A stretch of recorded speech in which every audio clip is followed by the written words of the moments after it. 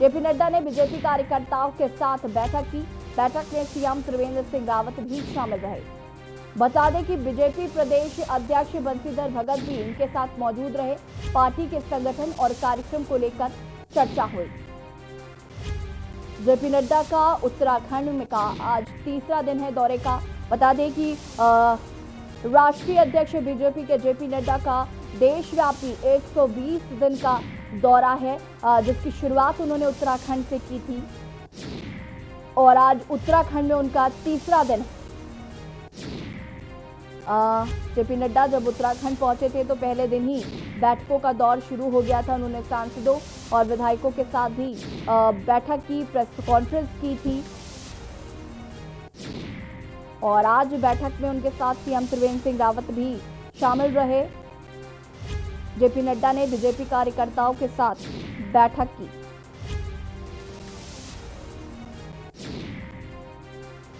JP Nadda का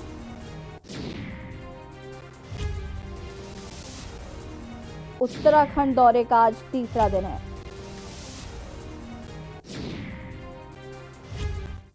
जो कार्यक्रम है वो पूर्व निर्धारित कार्यक्रम है। तमाम संगठन के जो विविध आयाम हैं उनके साथ आज उनकी बैठकें हैं। पार्टी का बूथ लेवल से लेकर के प्रदेश स्तर के कार्यकर्ताओं से उनकी मुलाकातों का क्रम ये चल रहा है और पार्टी का कार्यालय ये व्यवस्थित होना चाहिए। उसमें तमाम जो हमारे विभाग हैं वो व्यवस्थित रूप से उनका संचालन होना चाहिए।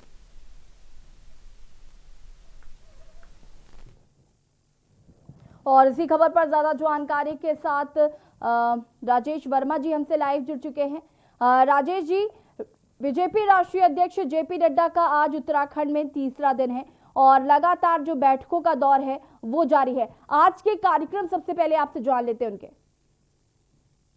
बिल्कुल यशी, मैं बता सुबह से ही जो नड्डा के कार्यक्रम है वो बिल्कुल तय नियम अनुसार जो है वो लगातार चल रहे हैं। सुबह लगभग 9:15 बजे वो आरएसएस कार्यालय गए। वहां पर आरएसएस परिवार के साथ उन्होंने जलपान किया और उसके बाद जो है बीजापुर गेस्ट हाउस, जहां पर तमाम आला अधिकारी, स्वयं मुख्यमंत्री और राज्य अध्यक्ष जो है बंशीधर भगत जी और तमाम जो मंत्री है वो वहां पर मौजूद रहे और उनके साथ जो है अभी तक जो है उनकी बैठक, समीक्षा बैठक जो है वो जारी है। इसके बाद जो है वो पदाधिकारी जो कोर कमेटी के पदाधिकारी है उनसे भी मुलाकात होगी और तमाम जो कार्यकर्ता है उनसे समीक्षा बैठक होगी और इन सभी जो कि आज तीसरा दौरा है, तीसरा दिन है, माफ कीजिएगा, और 4 दिन से लगातार जो है जो पूरी मॉनिटरिंग है उत्तराखंड को लेकर के वो नड्डा अपने स्तर पर बनाए हुए हैं, क्योंकि आज और कल का एक महत्वपूर्ण ऐसा दौरा माना जा रहा है जिसमें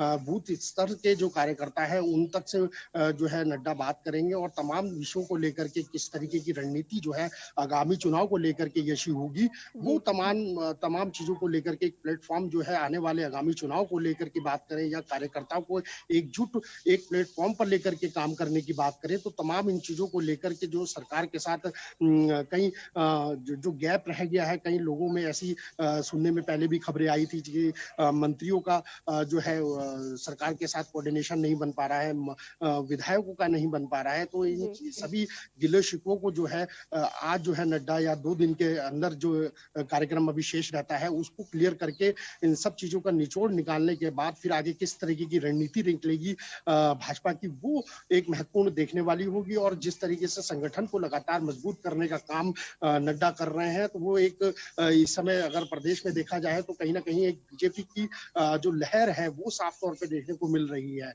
नड्डा को आए आज भले ही तीसरा दिन का इनका दौरा हो, 3 दिन हो चुके हों, लेकिन इससे पहले की अगर हम बात करें यशी, तो सबसे पहले जो शुरुआत करी उन्होंने हरिद्वार से करी, जहां देवभूमि, जहां मां गंगा का वास है, वहां पर गंगा की आरती करी और साधु संतों का उन्होंने खुद यही जो जनता है उनको यही बताया कि जो साधु संतों का आशीर्वाद लेने वो जो है यहाँ पर आए हैं और साधु संतों का आशीर्वाद के बाद ही यहाँ से श्री गणेश जो है इनकी यात्रा का होगा और तमाम देश भर के जितने भी राज्य हैं सब में उनका एक दौरा है, वहाँ की जो रणनीति है, किस तरीके की आगे पॉलिसी भाजपा आने आगामी चुनाव को लेकर के तैयार करने जा रही है, तो कहीं न कहीं एक बड़े प्लेटफ़ॉर्म पर जो है भाजपा की रणनीति जो है, वो लगभग तैयार होने की कगार पर शुरू हो चुकी है, यशी। जी। राजेश जी, 2022 में जो चुनाव होने हैं उसको लेकर जेपी नड्डा जी का जो ये दौरा है बेहद ही अहम माना जा रहा है। और कल जिस तरीके से उन्होंने बीजापुर गेस्ट हाउस में पदाधिकारियों से मुलाकात की थी,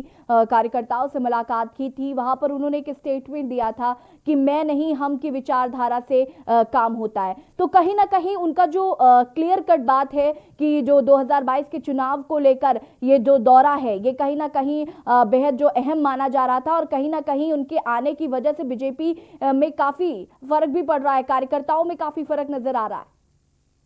बिल्कुल यशी एक ये पॉइंट वाली बात कही कि मैं नहीं हम में काम होना चाहिए, जी क्योंकि अभी जैसे मैंने आपसे जिक्र किया इससे पहले यशी कि जो कोऑर्डिनेशन जो सरकार का नहीं बन पा रहा है, सरकार का, मंत्रियों का, विधायकों का जो बीच में तालमेल की जिसकी बात करें कि विधायक जो है अपने काम के लिए, अपने क्षेत्र के काम के लिए सरकार के पास आते हैं, और सरकार के पास आने के बाद भी जो है आगे जो अफसर अधिकारी है, नौकरशाह है, वो कहीं ना कहीं मनमानी करते हैं और सरकार के द्वारा किए गए काम भी कई बार जो है धरातल पर नहीं दिखते। तो इसीलिए नड्डा ने साफ किया है कि हम में काम नहीं होना चाहिए, ये पूरा एक ये होना चाहिए कि एक परिवार के तौर पे भाजपा जो है पूरा परिवार के, चाहे वो छोटा पदी अधिकारी हो या बैठा सरकार में मंत्री हो, चाहे सीएम हो, तो तमाम जो है अधिकारी एक परिवार के तौर पे काम होना चाहिए, ताकि जो बिल्कुल। भविष्य में जिस तरीके की हम वाली पॉलिसी है वो भाजपा खत्म करना चाह रही है। और भाजपा का यही मानना है कि आगे जिस तरीके के आगामी चुनाव आएंगे, जिस तरीके से एक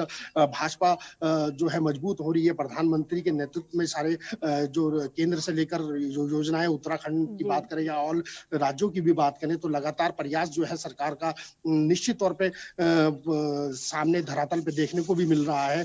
वहीं सरकार के इन सब कामों को लेकर के स्वयं राष्ट्रीय अध्यक्ष नड्डा ने जो है, जेपी नड्डा ने जो है मुख्यमंत्री त्रिवेंद्र सिंह रावत की तारीफ भी की, और बकायदा वो ये बात कही है कि वो लगातार जिस तरीके के काम कर रहे हैं, जो प्रयास कर रहे हैं, वो बिल्कुल आगे संगठन को मजबूत करने का एक काम करेंगे, और सरकार को एक रणनीति और एक बड़ा मजबूत पैर जमाने का जो काम उत्तराखंड में हो सकता है वो करेंगे। तो अभी यशी काफी समय है, और अभी 2 दिन का दौरा यानी कि कल का और दौरा है।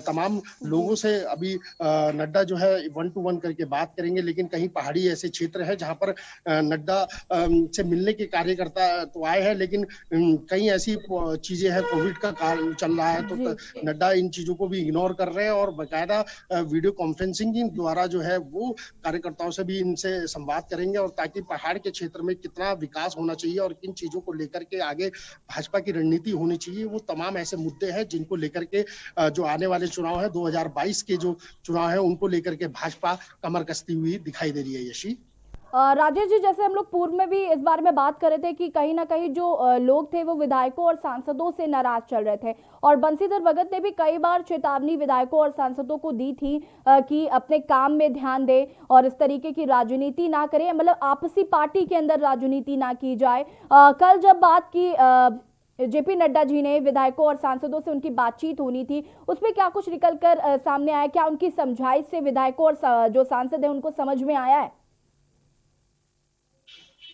बिल्कुल, ये सवाल भी अहम है यशी, क्योंकि जिस तरीके का लगातार शिकायतें आ रही थी, विधायकों से लेकर के मंत्रियों तक के काम को लेकर के बात हो रही थी, तो उन सवालों को लेकर के भी एक विशेष जो मुलाकात जिसको कहा जा सकता है वो इस समय भी अभी चल रही है। यशी, हम अपने तमाम दर्शकों को ये बता दें कि अभी भी बीजापुर गेस्ट हाउस में जो है जेपी नड्डा जो है वो मौजूद है। वहाँ तमाम अधिकारियों से लेकर तमाम जो पदाधिकारी हैं, चाहे वो मंत्री हैं, विधायक है, सब वहाँ पर मौजूद है। अभी थोड़ी देर बाद ही वो वहीं पर भोजन करेंगे। वहीं पर उनका भोजन होने के बाद फिर उनकी आगे की जो रणनीति है, जो और कोर कमेटी के लोग हैं और तमाम जो अध्यक्ष हैं उन लोगों से भी उनकी मुलाकात होगी। लेकिन जो महत्वपूर्ण सवाल है, जिस तरीके की हमने अभी भी चर्चा करी है कि जो मिस कम्युनिकेशन का जो गैप है सरकार के बीच में और कहीं ना कहीं जो नौकरशाह वाली बात कहते हैं उनके बीच में, लेकिन क्या होता है कि सरकार में एक महत्वपूर्ण बात ये भी है, जैसे मैं एग्जांपल फॉर बताता हूँ कि कोई विधायक अपने क्षेत्र का काम लेकर के अगर मंत्री जी के पास जाता है या मुख्यमंत्री से भी काम कराता है, तो मुख्यमंत्री तो उस क्षेत्र क्षेत्र की को देखते हुए उस समस्या को समझते हुए वो काम कर देते हैं, लेकिन समस्या आगे यशी सबसे बड़ी यही आती है कि जो आगे वो फाइल जाती है या आगे वो जो काम बढ़ना होता है, आईएएस लेवल पे जो बात करें या पीसीएस लेवल पे वो बात करें, तो वो अधिकारी कहीं न कहीं उन फाइलों को दबा देते हैं और वो काम जो है वहीं के वहीं दब जाते हैं। तो ये एक गैप तो जी इस राजेश जी, बात कहीं इसकी वजह से जनता काफी सरवाइव करती है। ये देखने वाली बात होगी कि 2022 में जो चुनाव होने हैं उसका जो अभी जेपी नड्डा जी का जो दौरा है और जो जिस तरीके से वो विधायकों से और सांसदों से और कार्यकर्ताओं से पदाधिकारियों से लगातार बातचीत कर रहे हैं, इसका कितना असर पड़ता है। तमाम जानकारी के लिए राजेश जी आपका बहुत बहुत धन्यवाद। उत्तराखंड दौरे पर बीजेपी अध्यक्ष जेपी नड्डा, आपको बता दें कि उनके दौरे का आज तीसरा दिन है और मुख्यमंत्री त्रिवेंद्र सिंह रावत की भी जेपी नड्डा जी ने तारीफ की और मुख्यमंत्री त्रिवेंद्र सिंह रावत ने बहुत अच्छे से स्वागत किया था जेपी नड्डा का जब वो आए थे। हरिद्वार से उन्होंने आरती कर शुरुआत की थी अपने दौरे की। 120 दिन के देशव्यापी दौरे पर हैं, आपको बता दें जेपी नड्डा जी, और उत्तराखंड के से उन्होंने शुरुआत की अपने दौरे की और आरती हरिद्वार में आरती कर वहां से इसका उन्होंने आगाज किया। लेकिन 2022 में उत्तराखंड में चुनाव होने हैं, जिसको लेकर ये जो दौरा है जेपी नड्डा जी का, ये बहुत अहम माना जा रहा है और लगातार वो अपने विधायकों और सांसदों को जो कहीं ना कहीं एक आपसी फूट पड़ती हुई नजर आ रही थी, उसको उन्होंने ध्यान में रखते हुए उनको समझाया है, उनसे बात की है और एक अच्छी बात उनको समझाते हुए उन्होंने कहा कि मैं से काम नहीं होता, हमसे काम होता है। तो कहीं ना कहीं उनकी बैठकों का जो दौर है वो जारी है। जेपी नड्डा जी के जो कार्यक्रम है वो बैक टू बैक लगातार जारी हैं।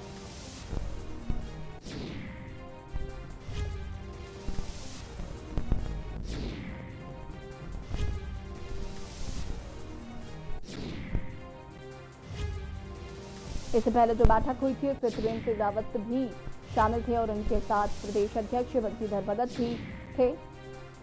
पार्टी के संगठन और कार्यक्रम को लेकर उन्होंने चर्चा की।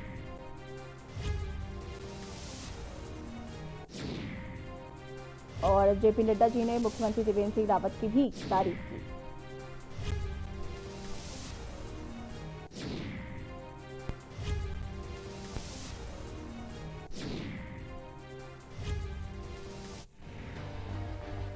उत्तराखंड दौरे पर बीजेपी अध्यक्ष जेपी नड्डा। जेपी नड्डा के दौरे का आज तीसरा दिन। जेपी नड्डा ने बीजेपी कार्यकर्ताओं के साथ की बैठक। बैठक में सीएम त्रिवेंद्र सिंह रावत भी रहे शामिल। बीजेपी प्रदेश अध्यक्ष बंशीधर भगत भी रहे मौजूद। पार्टी के संगठन और कार्यक्रम को लेकर चर्चा हुई। और अब देहरादून से एक और बड़ी खबर आपको बता देते हैं। कुंभ मेले की तैयारियों को लेकर सीएम का बयान सामने आया। देहरादून से आपको बड़ी खबर बता रहे हैं। कुंभ मेले की तैयारियों को लेकर सीएम का बयान आया है कि कोविड के चलते नवंबर में नहीं हो पाई है तैयारी। मेले की शुरुआत से पहले सभी तैयारियां पूरी हो जाएंगी। उन्होंने कहा कि कुंभ मेले की गंभीरता के साथ सरकार तैयारी कर रही है। देहरादून से आपको ये खबर बता रहे हैं। कुंभ मेले की तैयारियों को लेकर मुख्यमंत्री त्रिवेंद्र सिंह रावत का बयान आया। उन्होंने कहा कि कोविड के चलते नवंबर में तैयारियां नहीं हो पाई हैं और मेले की शुरुआत से पहले सभी तैयारियां पूरी हो जाएंगी। कुंभ मेले की गंभीरता के साथ सरकार तैयारी कर रही है। देहरादून से आपको एक खबर बता रहे हैं जहां पर कुंभ मेले की तैयारियों को लेकर सीएम का बयान सामने आया है। कोविड के चलते नवंबर में नहीं हो पाई तैयारियां और मेले की शुरुआत से पहले सभी तैयारियां पूरी हो जाएंगी। उन्होंने कहा कि कुंभ मेले को गंभीरता से लेते हुए सरकार तैयारियां कर रही है।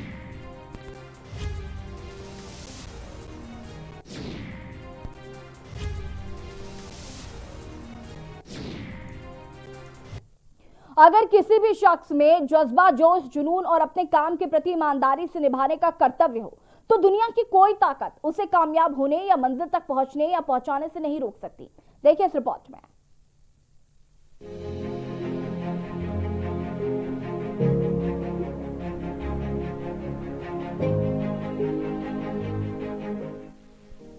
अगर किसी भी शख्स में जज्बा, जोश, जुनून और अपने काम के प्रति ईमानदारी से निभाने का कर्तव्य है तो दुनिया की कोई ताकत उसे कामयाब होने या मंजिल तक पहुंचने या पहुंचाने से नहीं रोक सकती। जी हाँ, हम बात कर रहे हैं उत्तरकाशी जिले की, जहां बढ़ते कोरोना काल में बेरोजगारी और रोजगार की समस्या के बीच ही युवाओं में किसानी का क्रेज तेजी से बढ़ रहा है और कई युवा किसानी के क्षेत्र में किसानी की नई इबारत लिखने को तैयार दिख रहे हैं। एक ऐसी ही इबारत लिखी है उत्तरकाशी के विकास खंड नौगांव के कंसेरू गांव के दिनेश सिंह राणा व उनकी पत्नी मंगली देवी, जिन्होंने इस कोरोना काल में भी मिसाल कायम की है। मूल रूप से बड़केट के कंसेरू गांव में रहने वाले दिनेश सिंह राणा व उनकी पत्नी, जिसका जीता जागता उदाहरण पेश किया है। के न्यूज इंडिया के संवाददाता अनिल रावत ने गांव में जाकर इनसे मुलाकात की तो उन्होंने बताया कि इस मशरूम खेती के काम में उनकी पत्नी मंगली देवी का बहुत बड़ा योगदान रहा है। आपको बता दें कि जिला उत्तरकाशी के विकास खंड नौगांव के कंसेरू गांव के दिनेश सिंह राणा व उनकी पत्नी मंगली देवी ने घर में कई तरह के फूल व मशरूम सब्जी उगाई है।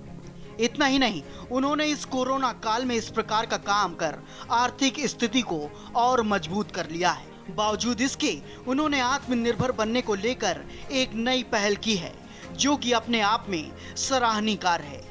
इनके इस प्रकार के कार्य से लोग बहुत प्रभावित हुए हैं। जैसा कि आप सभी जानते हैं कि इन दिनों शादियों में व अन्य समारोह में बड़ी डिमांड की आवश्यकता होती है, तो जनता को भी घर पर ही मशरूम खरीदने में खुशी महसूस होगी।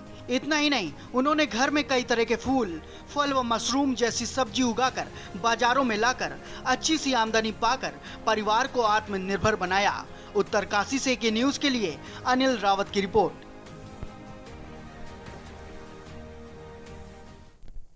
और अब खबर डोईवाला से, जहां पर विधानसभा के पहाड़ी क्षेत्र थानों धारकोट की सड़क बेहद खराब है।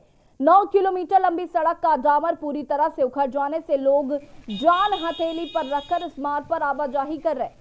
कभी भी कोई भी बड़ा हादसा हो सकता है। आपको बता दें कि रायपुर ब्लॉक में पड़ने वाली ये ग्राम पंचायत न्याय पंचायत थानों का हिस्सा है और मुख्यमंत्री त्रिवेंद्र सिंह रावत के विधानसभा का क्षेत्र होने के कारण भी इस क्षेत्र के ग्रामीण सड़कें बदहाल होने से लोग बेहद नाराज हैं।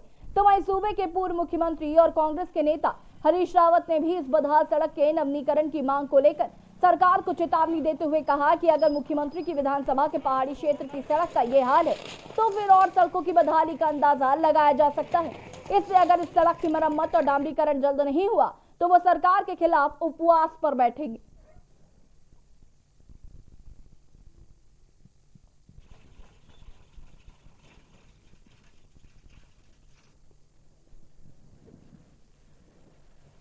ये 3 मीटर रोड था, इसमें पीसी काम हुआ था अभी पीछे, और वर्तमान में जो ये अपना नेशनल हाईवे बन रहा है, यहाँ से ये बिल्कुल थोड़ा सा तो आगे जाओगे आप तो बहुत बड़ा पहाड़ काट कर वहाँ बजरी गई है। उन ट्रकों ने जब यहाँ से करा तो आधा तो काम उन्होंने ख़त्म कर दिया। बात हुई थी कि ये लोग यहाँ पैसा देंगे पीडब्ल्यूडी को, और पीडब्ल्यूडी ने कहा था कि इसको हम दुरुस्त करा देंगे, लेकिन काफ़ी समय हो चुका है। मेरे सामने 6 महीने हो गए, अभी तक इसका वही हाल है जो पहले था। खस्ता हाल है, बेहद खराब है, बहुत बुरा हाल है। आप पत्थर देख रहे होंगे, इसमें बाइक वाले अगर फिसल कर गिर गए तो कितनी बड़ी चोटें लगेंगी उनको। तो ये क्या होना चाहिए, ध्यान देना चाहिए। तो सीएम साहब की विधानसभा है, इसमें तो ध्यान देने की जरूरत है। हरीश रावत जी यहाँ पर आए हैं और लोगों ने यहाँ पर इस क्षेत्र की समस्या उनके सामने रखी है। हालांकि ये क्षेत्र हमारे वर्तमान मुख्यमंत्री त्रिवेंद्र सिंह रावत जी का है, उनको इस क्षेत्र के बारे में सोचना चाहिए। और जो इस क्षेत्र की स्थिति है, मतलब आए दिन, एक दिन नहीं, रोज के रोज यहाँ पर जो है एक्सीडेंट होते हैं। और हम कब से यहाँ पर कई धरना प्रदर्शन भी हो गए हैं। कई बार हमने डीएम को, एसडीएम को, माननीय सीएम साहब को भी बता चुके हैं कि भाई इस रोड के बारे में कुछ सोचे, लेकिन कोई सुनने वाला नहीं है। और हमें जो है, हमारी एप्लीकेशन तो वैसे ही एक्सेप्ट नहीं होती कि जो थाना धारकोट सड़क है, मैं इस सड़क की हालत देख करके बहुत चिंतित, और यदि अच्छा हो त्रिवेंद्र सिंह जी खुद ही अधिकारियों को डांट करके इसका डामरीकरण करते हैं, नहीं तो मुझे उपवास करना पड़ेगा। मैं नहीं चाहता मुख्यमंत्री जी के को याद दिलाने के लिए भूतपूर्व मुख्यमंत्री उपवास करे कि अपने क्षेत्र में काम करो। प्रदेश में भाजपा 2022 विधानसभा चुनाव को लेकर अभी से बेहद गंभीर दिखाई दे रही। चुनावों से पहले ही पार्टी ऐसा चक्रव्यूह रचना चाहती है ताकि 70 विधायकों वाले राज्य की सत्ता उसकी ही गिरफ्त में रहे, जिसकी चक्रू की कमान अब खुद बीजेपी राष्ट्रीय अध्यक्ष जेपी नड्डा ने अपने हाथों में ले ली है। आपको बता दें कि भाजपा के राष्ट्रीय अध्यक्ष जेपी नड्डा का 120 दिन का दौरा उत्तराखंड से शुरू हो गया है, जहां पर आज उनका तीसरा दिन है। देखिए रिपोर्ट।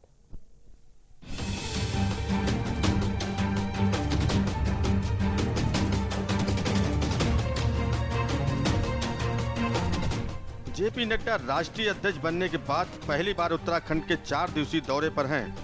इस दौरान नड्डा कार्यकर्ताओं में एक नई ऊर्जा पैदा करने का काम करेंगे, तो वहीं दूसरी ओर नड्डा के दौरे को लेकर विपक्षी दलों ने लगातार बयानबाजी शुरू कर दी है।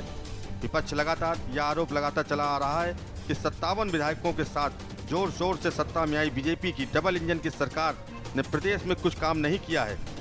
नड्डा के इस दौरे पर प्रदेश की राजनीति में अलग तरह का माहौल देखने को मिल रहा है।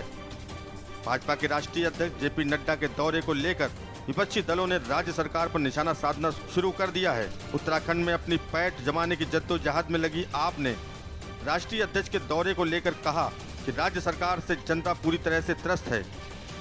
मोदी लहर के चलते सत्ता पाने के बाद अब भी राज्य सरकार केंद्रीय नेतृत्व के भरोसे है, जो कि पूरी तरह से विफल साबित होगा। आपने कहा कि मोदी लहर पूरी तरीके से खत्म हो चली है और अब केंद्रीय मंत्रियों के दौरे से भी कोई फर्क नहीं पड़ेगा। बीजेपी के राष्ट्रीय अध्यक्ष जेपी नड्डा जी का जो दौरा है उत्तराखंड में, इस पर हमारा सीधा सीधा ये कहना है कि कहीं ना कहीं राष्ट्रीय नेतृत्व को बीजेपी के लगने लगा है कि चूंकि अब कोई मोदी लहर भी नहीं चलने वाली है और कहीं ना कहीं उन्हें अपना संगठन कमज़ोर नज़र आ रहा है, इसलिए जेपी नड्डा जी खुद राष्ट्रीय अध्यक्ष होते हुए बूथ लेवल के कार्यकर्ताओं के साथ मिल रहे हैं, बूथ लेवल तक जाने की कोशिश कर रहे हैं। बीजेपी को ये अब लगने लगा है कि बूथ लेवल पर उनका जो कार्यकर्ता है वो खिसक गया है और बूथ लेवल को मजबूत करने की ज़रूरत है। तो वहीं नड्डा के इस दौरे से ठीक पहले दायित्वों के बंटवारे को लेकर कांग्रेस ने भी सरकार को आड़े हाथों लेना शुरू कर दिया है। कांग्रेस ने राज्य सरकार को घेरते हुए कहा कि राष्ट्रीय अध्यक्ष के दौरे से ठीक पहले दायित्वों की बंटवारा करना ये साफ तौर पर जाहिर करता है कि दायित्वों का बंटवारा सरकार द्वारा अपनी साख बचाने के लिए किया गया है। त्रिवेंद्र रावत सरकार की कार्यशैली पर सवालिया निशान खड़े करते हुए कांग्रेस ने कहा कि भाजपा के नाराज कार्यकर्ताओं को खुश करने के लिए ये कदम उठाया गया है। कांग्रेस ने कहा कि जनता राज्य सरकार के मंसूबों को पूरी तरीके से जान चुकी है और इस बार जनता के आशीर्वाद के साथ प्रचंड बहुमत से कांग्रेस चुनाव को जीतेगी। जिस तरह से राष्ट्रीय अध्यक्ष जेपी नड्डा के उत्तराखंड आगमन से ठीक 2 दिन पहले मुख्यमंत्री त्रिवेंद्र रावत जी ने दायित्वों की बंदरबांट शुरू कर दी है, उससे एक ही बात समझ में आती है कि कार्यकर्ता को की नाराजगी को दूर करने के लिए कहीं ना कहीं यह कदम उठाया जा रहा है। लगातार ताबड़तोड़ दायित्व बांटे जा रहे हैं क्योंकि कार्यकर्ता को उम्मीद थी, एक आस थी, हतोत्साहित हुआ जिस तरह से जो कार्यशैली त्रिवेंद्र रावत जी की रही है उसको देखते हुए कहीं ना कहीं ये कहा जा सकता है कि जिस तरह से चमोली में एक बड़े नेता ने, भाजपा के पूर्व जिला अध्यक्ष ने भाजपा छोड़कर दूसरे दल में शरीक हो गए हैं, उससे भी भाजपा को अपनी जमीन खिसकती हुई नजर आई है और कोताही में ये सारे कदम लिए जा रहे हैं कि अब नाराज कार्यकर्ताओं को साधने के लिए ये कदम उठाया जाए।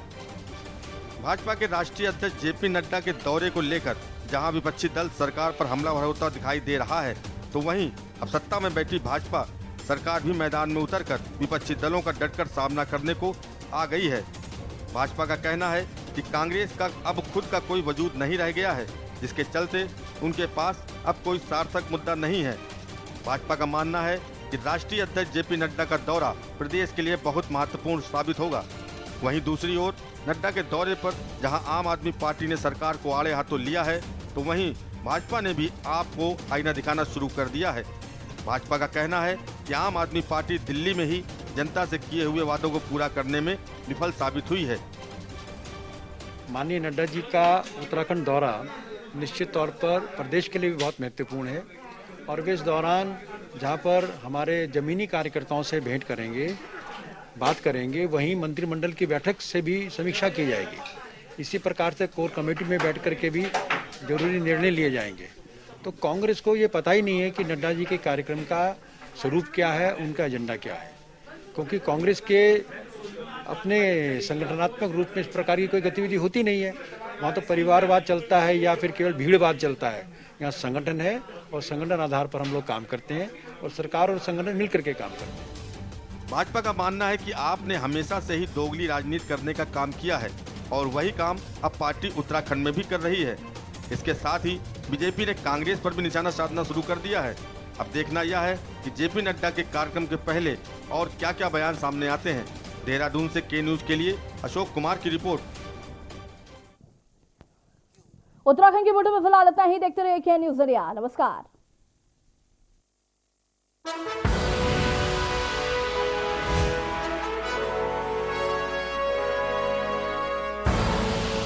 आप देख रहे हैं के न्यूज, खबरों का सारथी।